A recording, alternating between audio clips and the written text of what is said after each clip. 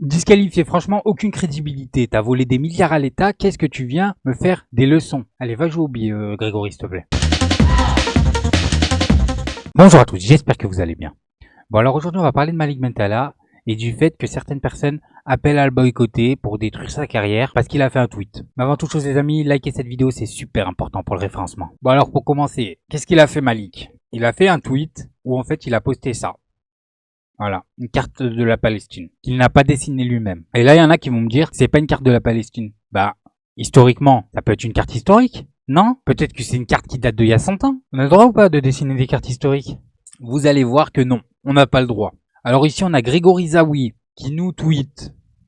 Plutôt que de boycotter Carrefour France, qui contribue depuis toujours à augmenter le pouvoir d'achat des Français, créer des emplois et enrichir ses actionnaires, il serait bien plus judicieux de boycotter Malik Bentala. Donc Grégory Zaoui, pour vous rafraîchir la mémoire, le cerveau de la fraude massive à la taxe carbone, ok? Ce mec-là, il a croqué des milliards à l'État. Et c'est pas moi qui le dis, Son implication dans la fraude à la taxe carbone qui aurait coûté plusieurs milliards d'euros à l'État. Et quand je vous dis ça a coûté plusieurs milliards d'euros à l'État, c'est qui paye? C'est vous, les gars. Quand vous allez au taf, les taxes, elles montent pas pour rien. C'est parce qu'on a des trous qui pèsent des milliards. Et maintenant, il vient nous faire la morale et il aimerait qu'on boycotte Malik Bentala. Alors, Grégory Zaoui nous dit, au lieu de boycotter Carrefour, allez boycotter Bentala. Parce que Carrefour, au moins, ils enrichissent des actionnaires. Mais Grégory, je vais t'expliquer un truc. On s'en bat les couilles de tes actionnaires. Je te dis tout de suite, on s'en bat les couilles de tes actionnaires. C'est quoi cet argument? Tu crois vraiment que 90% de la population française, ils font partie de tes actionnaires, là? Ils se réjouissent, ils se frottent les mains sur les actionnaires qui gagnent de l'argent à Carrefour pendant que les employés se font payer au lance-pierre, pendant que dans d'autres pays, on nous parle de racisme et tout dans les carrefours, pendant que tous les commerces de proximité, ils ont tous été remplacés par des carrefours. Tu compares ça à Bentala, qui nous prend une photo d'une image qu'il a même pas dessinée lui-même. Le mec, il pose une photo et on lui dit quand même sa pensée meurtrière pour son apogée du terrorisme. Non mais attends, son apologie du terrorisme. C'est pas une folie? C'est pas une folie? Il pose une photo, on lui dit apologie du terrorisme pendant qu'il y en a d'autres. Ils font des discours de tarés sur des plateaux télé et on leur dit Amen. Bref, on continue. Sa médiocre parodie sur l'imam Chalgoumi était annonciatrice sur son état d'esprit au vu du poste. Voilà, en fait, on a très bien compris c'est quoi qui dérangeait, c'est la parodie. Et même, je vais aller plus loin, c'est pas la parodie en entière qui dérange, parce qu'il y en a plein qui disent ouais, c'est scandaleux, fait l'accent d'un arabe, c'est du racisme, c'est pour ça que ça dérange. On n'est pas bête, on n'est pas bête. On a très bien compris ce qui dérange, c'est ce passage. Le conflit israélo-palestinien. Vous allez où, Arboudi? Je micro-ondes, c'est le déjeuner là. Quoi? C'est pour ma mère, c'est les pistaches. Et quel rapport avec le sujet là? C'est que les taxis klaxonnent.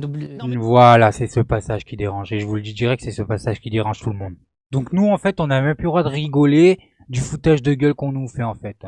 On n'a pas le droit de constater que les gens parlent deux poids deux mesures. On n'a pas le droit. Et quand on rigole, on nous insulte de racisme. Mais vous êtes fous. Bon, alors voilà, ça c'était Grégory Zaoui. Disqualifié, franchement, aucune crédibilité. T'as volé des milliards à l'État, qu'est-ce que tu viens me faire des leçons? Allez, va jouer au billet, Grégory, s'il te plaît. Maintenant ici, on a Bruno Attal, qui vient mettre sa petite pierre à l'édifice, et qui nous explique. Les Benzema, les Malik Bentala poussent la jeunesse à la détestation de la France, des Juifs et d'Israël. Carrément, carrément. En fait, là, Malik Bentala, pour lui, il pousse la jeunesse à la détestation de la France et à de l'antisémitisme. J'ai pas compris. On n'a pas vu la même chose. Moi, j'ai vu sa parodie, j'ai rigolé, et c'est bon, je passe à autre chose. Bref, Benzema like un islamiste. Bentala a repris le discours du Hamas. Non mais, il a repris le discours du Hamas. Comment ça, il a repris le discours du Hamas? Il a posé une photo. Et vous allez voir que lui aussi, regardez, c'est la parodie qui le dérange. C'est la parodie, je vous mets un petit passage. En fait, au début, là, pendant tout le début, il nous dit que c'est le tweet qui le dérange, et à la fin, il nous dit ça. Il a fait aussi sa parodie contre l'imam Chalgoumi. Donc le seul imam qui est obligé de vivre avec des gardes du corps, qui est menacé de mort. Et ben voilà, et donc Karim Bentala finalement jette de l'huile sur le feu. Voilà, c'est encore la parodie qui jette de l'huile sur le feu. La parodie, elle jette de l'huile sur le feu, vous avez entendu. On n'a plus le droit de rigoler en fait, en France. Le pays des droits de l'homme, on n'a plus le droit de rigoler en fait. Et là, on a aussi Chalgoumi en personne qui vient mettre sa petite pierre à l'édifice. Alors Chalgoumi, quand il vient mettre sa pierre, il nous fait un petit, comme d'habitude, un petit sketch. Et venez pas me dire que je suis raciste parce que ça me fait rire. C'est normal que ça me fait rire. C'est un sketch. Il fait ça pour faire rire. C'est obligé. Si c'est pas une volonté de faire rire, c'est C'est de l'abus. C'est de l'abus. Regardez, écoutez bien. Moi, j'ai accepté les caricatures de Charlie. Je respecte l'humour parce que dans ma religion, mais le mépris et la moquerie et le manque de respect, moi, je l'accepte pas. Bien Ces sûr. gens-là, malheureusement, ils vont rester dans la poubelle de l'espoir. C'est beau ça, rester dans la poubelle de l'espoir. Voilà, c'est beau ça. Même elle se fout de sa gueule. Rester dans la poubelle de l'espoir. Donc Malik Bentala va rester dans la poubelle de l'espoir. Mais en fait là, à tous ceux à qui la parodie les dérange, j'ai en exclusivité pour vous la réponse de Malik Bentala. Ah, vous avez que moi dans vos bouches pleines d'aft. Oh, sur tonton, on dirait j'ai froissé vos tantes. Oh. Un moment donné, mon vieux, va te faire enculer. Tiens la beaucoup, mais sur Pépé, mange-moi l'ananas. C'est les chiffres qui parlent, on t'a dit. Mange-moi l'ananas. Moi, ce que je vous conseille, c'est d'aller lui manger l'ananas. Sur ce, faites attention à vous, faites attention à ce que vous regardez, likez, abonnez-vous, et oubliez pas le petit com qui fait plaisir. Et tout gris et tout petit poney. Tu gambades dans les prés sans te soucier du temps qui passe, petit poney.